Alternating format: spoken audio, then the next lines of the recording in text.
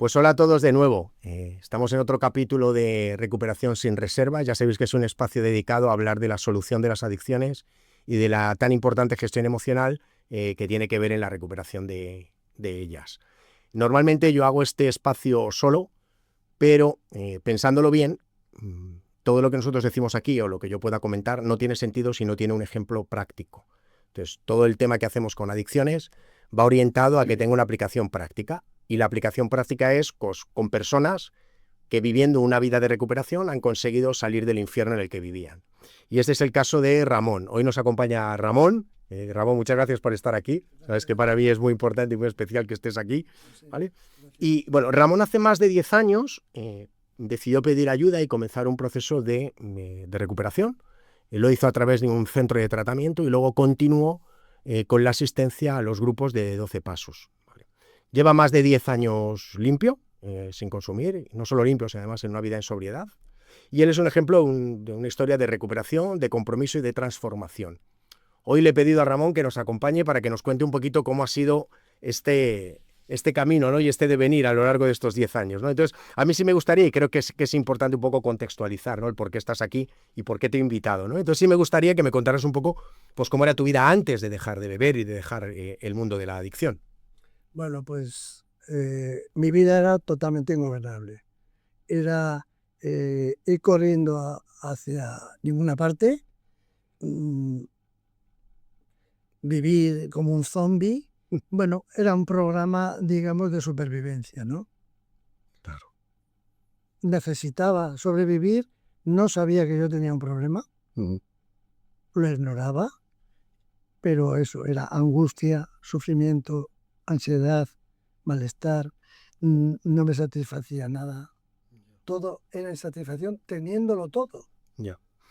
¿Y cuál era el papel que jugaba el alcohol en tu vida? O sea, ¿cómo el alcohol forma parte de esta ecuación en tu vida cuando tú estás bebiendo? El alcohol tenía dos papeles importantes.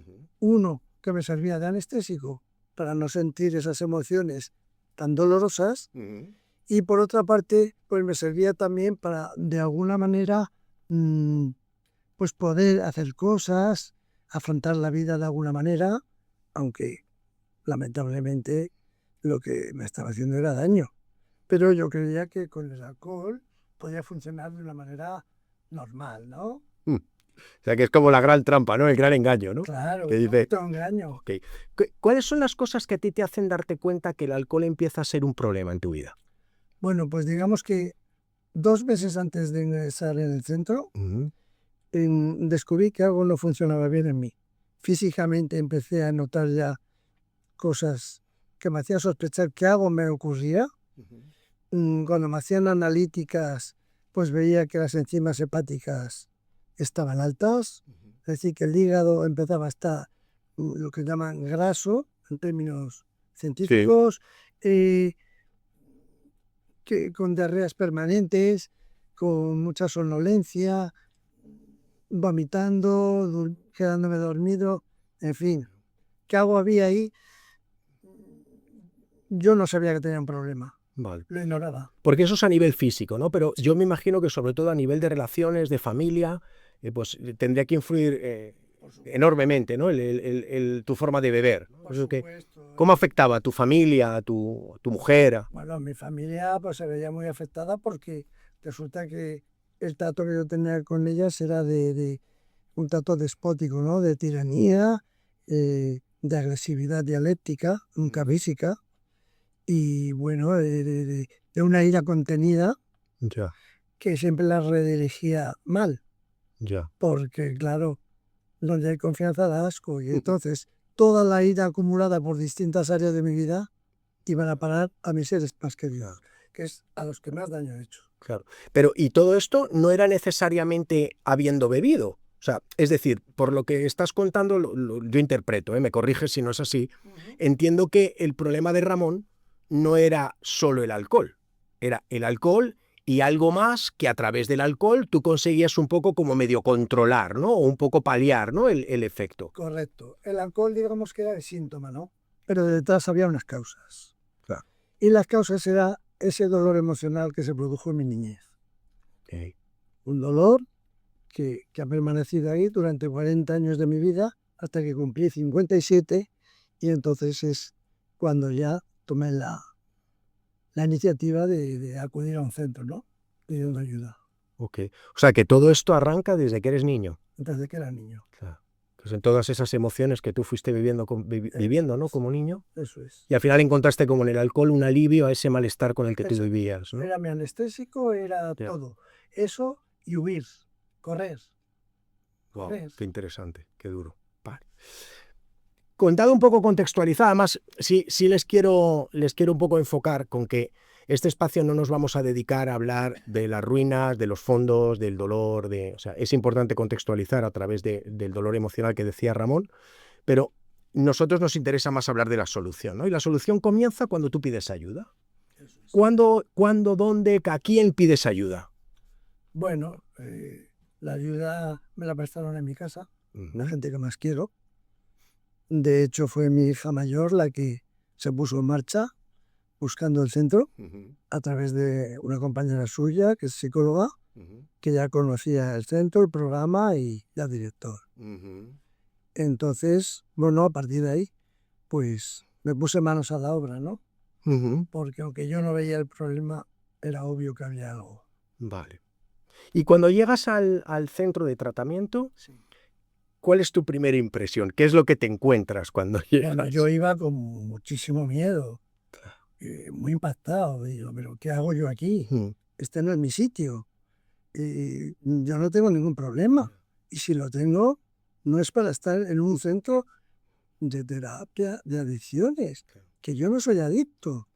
Consumo, pero no me siento un enfermo. O sea que es un poco el mito que hay de los centros de tratamiento, pues es un poco, pues es un mito, ¿no? Como Sí. que es como una cárcel, que es como... Eso es. Porque si yo no recuerdo mal, tú fuiste capaz de hacer el programa y el proceso de tratamiento, lo hiciste en régimen ambulatorio, o sea, tú no te llegaste a ingresar. En absoluto. Tú lo hiciste con un sistema de contención adecuado que tu familia participó, según me has comentado, Eso es. y que ayudó a que tú te pudieras recuperar, ¿no? Correcto. Vale. Y cuando hay esa pregunta, ¿no? Cuando uno llega al grupo, ¿no? de terapia y lo que se encuentra es un montón de gente allí, ¿cuánto hay de cierto eso que dice, todos estos están peor que yo?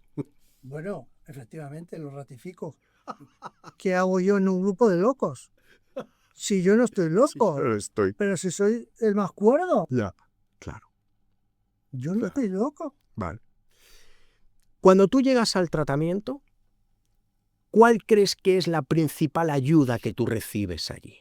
Bueno, la principal ayuda fue el cariño que me prestaron los terapeutas, la comprensión, que entendían lo que yo estaba pasando y lo que había pasado con la anterioridad.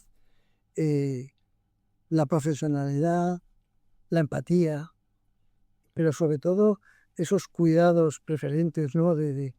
Con mucho amor y mucha dedicación, de muchísimo respeto, pues dar con la terapia adecuada para salir de ese pozo tan oscuro y tan profundo. Y sobre todo un poco que te mostraron quizá que aunque no supieras cuál era el problema, sabías que había uno, pero que también había una solución. Exacto. Que uno no estaba condenado, ¿no? Como a estar bebiendo toda la vida o a estar consumiendo drogas toda la vida. Vale. Normalmente imagino que habrías intentado dejar de beber por tu cuenta, ¿no? En ningún momento. En ningún momento dejaste y lo intentaste, No ¿no? fui capaz. No fuiste capaz. Pero en algún momento tuviste la intención de decir, creo que necesito parar. No. No. Es decir, yo tiro para adelante con todo lo que sea, pasa ¿no? nada. Vale, todo lo que sea. Esto está bien. Vale. ¿Qué destacarías del proceso terapéutico que tuviste en el centro? ¿Qué es lo que destacarías sobre todo el aprendizaje que tú te has llevado o lo que a ti más te ha servido? Bueno, lo que más me ha servido ha sido conocerme a mí mismo. Wow. Saber recuperar mi identidad, saber quién soy. Que yo no era esa persona que funcionaba en consumo de una manera a lo Mr. Hyde. Ya. No. Ya. Yo era otra persona. Yeah. Y hasta que descubrí mi verdadero yo, tuve que hacer un viaje interno largo y duro. Pero ha sido el viaje más interesante que he hecho en mi vida. Y además, y sobre todo por, joder, qué profundo, ¿no? O sea, sobre todo además por lo que has dicho antes, entiendo que tú has llegado a conocer quién eres, entendiendo que eres lo que sientes en cada momento. Entonces, es imposible tener un funcionamiento adecuado si yo no sé cómo me estoy sintiendo en cada momento y a raíz de cómo me siento, los actos que yo realizo, ¿no? Es que, o sea, que podría ser esa como el mayor logro, ¿no? El mayor hito, ¿no? Alcanzado en tratamiento, que todo radica en el cómo yo me siento y cómo gestiono lo que siento, ¿no? Claro, es que es un poco, creo que en muchas ocasiones cuando hablamos de adicciones nos centramos mucho en el problema y no en la solución, y quizás simplemente, aparte de otras disciplinas, simplemente es que la persona haga un buceo, ¿no? Como dice Ramón, en el quiero saber quién soy, teniendo en cuenta que me considero que soy lo que siento en cada momento. Entonces, si hay unos profesionales o hay un equipo o hay alguien que a mí me ayuda a hacer esa conexión, entiendo que el proceso de recuperación pues es mucho más sencillo. No fácil, digo sencillo, porque fácil no lo es. Estoy totalmente convencido. Vale. Hay una parte importante, Ramón, que yo sé que tú eres miembro de un grupo, no voy a decir la confraternidad, de un grupo de 12 pasos, ¿no? Haremos algún programa en el que explicaremos lo que son los grupos de 12 pasos, pero en principio voy a dejarlo ahí, ¿no? Como que eres miembro de un grupo de 12 pasos. En concreto, el tratamiento en el que tú estuviste es un tratamiento en el que cuenta, como dicen de manera sugerida, ¿no? Es de manera obligatoria, la asistencia a estos grupos. ¿Entiendes o nos puedes explicar por qué es tan importante, además del tratamiento, la asistencia a grupos de 12 pasos? Bueno, pues es que efectivamente al principio era impuesto, entonces no me quedaba más remedio que ir, pero sí entendí con el paso del tiempo en recuperación que era lo más adecuado, ¿no? Que se complementaran tanto un tratamiento para pues mi trastorno de ansiedad y mi trastorno adictivo. Entonces se combinaba muy bien con esa espiritualidad que se trabajaba en el grupo de los 12 pasos, ¿no? Claro. Una espiritualidad que yo no tenía, que no había descubierto, que había perdido. Mi fe era nula. Claro. Me había centrado en el materialismo Ya. y en la soberbia intelectual. Claro.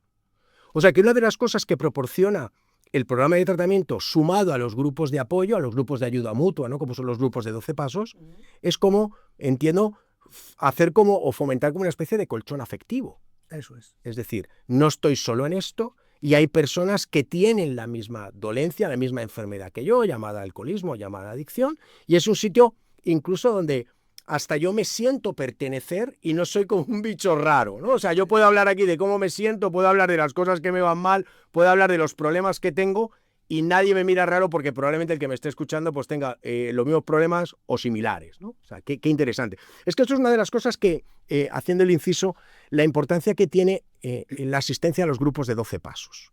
Es una forma de consolidar y poner en la realidad lo que se adquiere en programas de tratamiento. Es más, la mayoría de los programas de tratamiento lo que deberían hacer es obligar a las personas que asisten a asistir a grupos de 12 pasos. Eso es lo que deberían obligar. Es decir, porque los grupos de 12 pasos, en el conocimiento que yo tengo, funcionan por atracción, no por promoción. Es decir, lo que tienen es lo que les invita a la gente a acercarse a ver qué es, cómo pueden obtener ellos lo que sus miembros destilan, ¿no? o sus miembros enseñan. Por eso, los grupos de 12 pasos viven de aquellas personas que se acercan o les dicen que se acerquen para obtener lo que esas personas tienen o están obteniendo. Entonces, los programas de tratamiento deberían facilitar que sus usuarios fueran y asistieran a esos grupos. No cuestan nada, son gratuitos y pueden obtener cosas que a nivel normal, entre comillas, no se obtienen. Y los grupos de 12 pasos brindan a las personas cosas que ni siquiera los centros de tratamiento hacen, ¿sabes? Como es ese amor, esa espiritualidad que nos decía Ramón. Perfecto.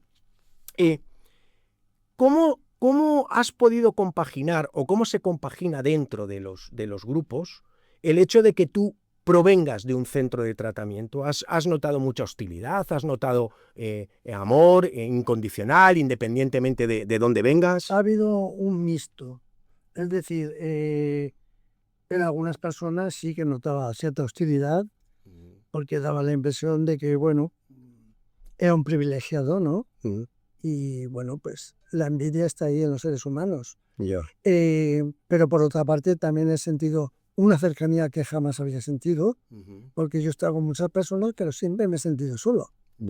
Entonces, sentirme como perteneciente a un grupo que me entendían perfectamente, que habían pasado por cosas que había pasado yo, incluso por cosas muchísimo más crueles, que yo no entendía aquello. Decía, ¿cómo es posible que se estén riendo, que estén bromeando, contándose chistes con lo que tienen encima?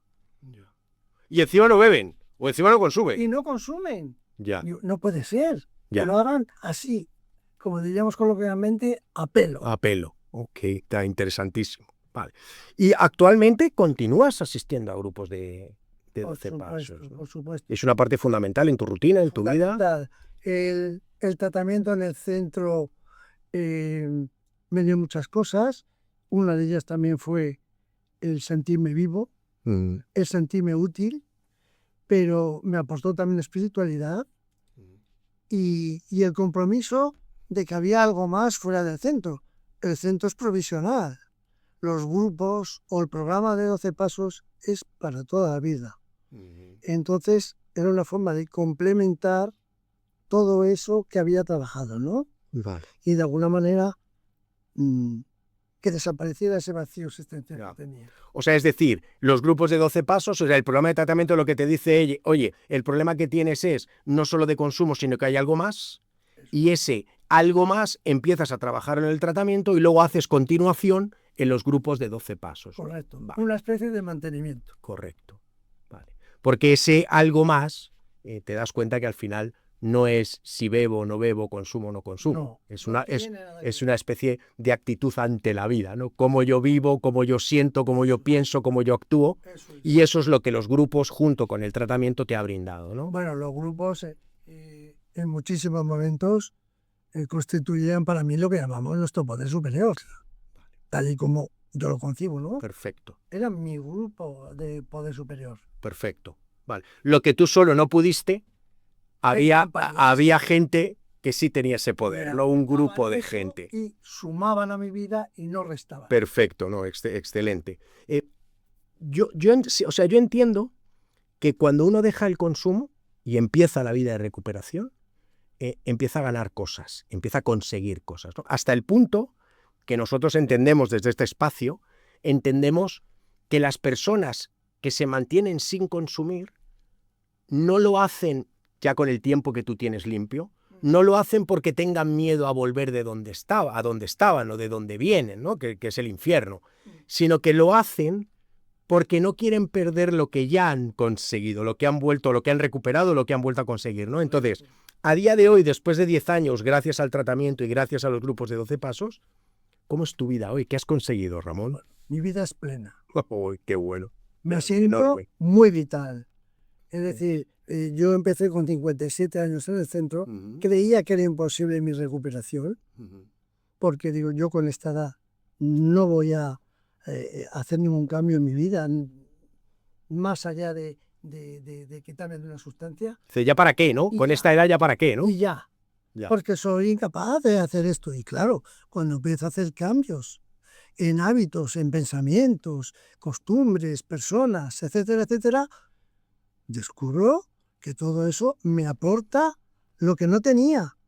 Una vida plena, estar tranquilo, algo tan sencillo como estar tranquilo, que yo estaba corriendo siempre hacia ninguna parte, con ansiedad, proyectado en el futuro, o me iba al pasado y me sentía culpable, avergonzado. No, he descubierto que el presente es mi momento, que en el presente es donde voy a estar siempre. Ya. Explícanos un poco eso del día, de mi día, mi vida es por 24 horas.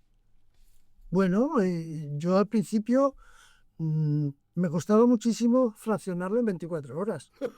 Que era demasiado, no era mucho tiempo. Era mucho tiempo, claro.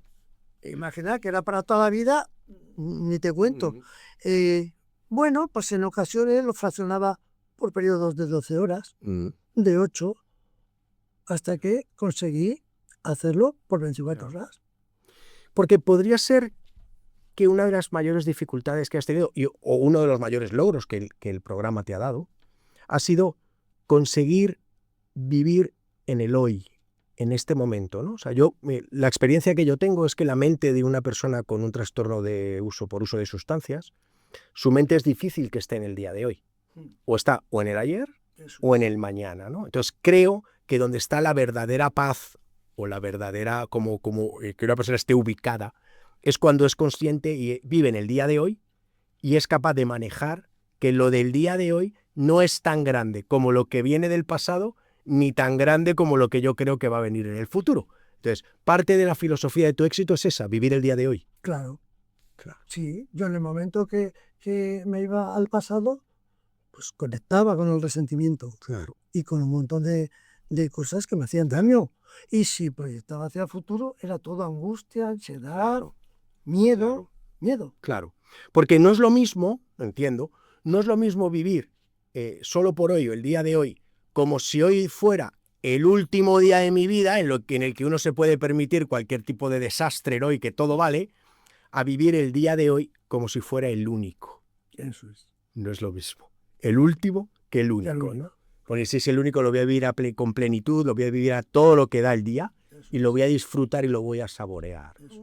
Vale, Ramón. Oye, sí me gustaría, porque con este entusiasmo, ¿no? Y con esta emoción con la que yo cuando hablo contigo, además no es la primera vez que lo hacemos en público, ¿no? Sí. Pero hemos conversado muchas veces, es el entusiasmo, el compromiso y cómo tú vives, ¿no? Este programa y esta nueva vida que tú tienes.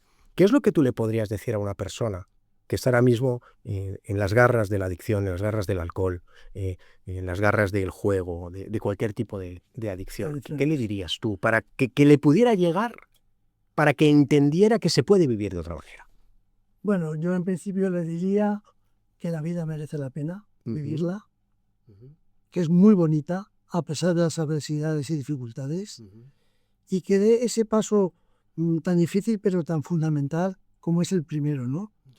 Pedir ayuda y, sobre todo, dejarse ayudar.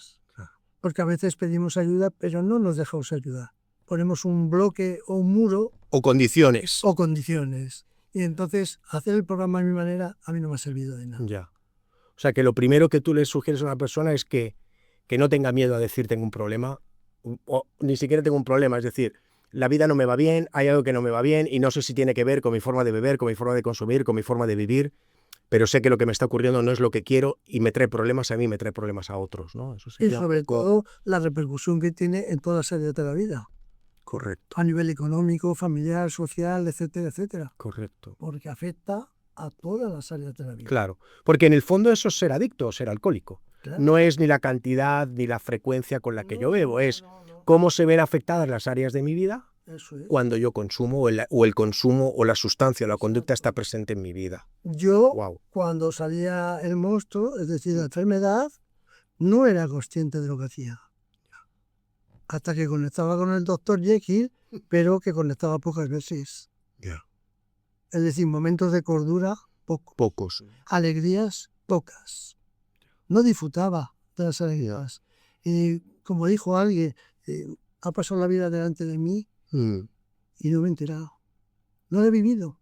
Y estamos para vivir. Como yo digo muchas veces, ¿no? Esta es la única enfermedad que yo conozco que te estás muriendo, te miras en un espejo y te dices, qué lindo estoy hoy. Sí. Y te estás muriendo. Okay. Es como vivir la vida sin saber que uno la está viviendo. Es como transitar. Sí. Ok, perfecto. Te la voy a poner difícil. La única que te va a poner difícil, ¿eh? Si tuvieras que resumir en una sola frase, o en una sola idea, cómo ha sido tu proceso o está siendo tu proceso de recuperación, ¿qué frase elegirías? La que tú quieras. Cambio de estilo de vida. Perfecto. Pues con eso has dicho mucho, ¿eh, Ramón? Yo creo que sí, ¿no? Claro. Porque eso abarca todo. Porque es decir, dejo de beber, dejo de consumir, dejo de tener conductas adictivas para que pueda hacer un cambio en mi estilo de vida, que va a ser lo que me va a permitir no volver a consumir, no volver a tener conductas adictivas. Eso es. Perfecto. Pues Ramón, muchísimas gracias por estar aquí. No sé si quieres añadir algo como despedida. Bueno, añadir que si yo lo he hecho, los demás también pueden. Yo empecé con una edad ya, bueno, con 57 años, que parecía imposible, pero aquí no hay edades. Se puede empezar de joven, se puede empezar en la madurez e incluso en la vejez. Si yo quiero, puedo. Y los demás pueden porque yo lo he conseguido. Pero no me puedo marchar sin dar mi agradecimiento pues, a ti. A ti que me has sacado de este infierno. Gracias. Que has sido mi apoyo, que me has enseñado a vivir. A vivir. Yo estaba muerto en vida. Era un zombie. A los compañeros como Javier, como otros muchos que coincidieron conmigo en mi proceso, ¿no? A los que les debo mucho, porque de ellos aprendí lo que es la vida, lo que es la enfermedad. En los grupos también se ve la enfermedad. En muchos grupos trabajando el programa veo la enfermedad allí instalada. Y es muy triste. Muy triste. Bueno, de verdad. Como yo siempre me has escuchado muchas veces decir, ¿no? Que las personas que están en proceso de recuperación están llamadas a ser luz en la tiniebla. Así. Ilumina a aquel que todavía está a oscuras, Ramón. Eso intento. ¿Vale? Pues nada, aquí vamos a concluir el episodio con Ramón, que al final, que siempre lo consigue, ¿no? Cuando habla conmigo, al final siempre me da como su perlita en el que a mí me toca mi parte más interna, ¿no? Y de agradecimiento y que todo esto que yo hago y hacemos y el equipo que está detrás de todo esto, pues tiene un sentido y simplemente con que haya una sola persona que haya conseguido salir de ahí, pues nuestro trabajo está hecho, ¿vale? Ejemplo como el de Ramón muestra que de esto se puede salir, que es imprescindible pedir ayuda y que sobre todo, y me parece súper importante, que el camino no termina cuando una persona acaba el tratamiento en un centro, sino que tal y como nosotros concebimos la adicción, esto es para toda la vida, un día a la vez, pero toda la vida. Es decir, todos los días tengo que hacer algo para que esa enfermedad no vuelva a salir. Por eso, la sugerencia que siempre daré es que una vez dentro del tratamiento comiencen la asistencia a grupos de 12 pasos y a la salida del tratamiento continúen la asistencia a los grupos de 12 pasos eligiendo un grupo que les proporcione fe, fortaleza y esperanza. Muchísimas gracias.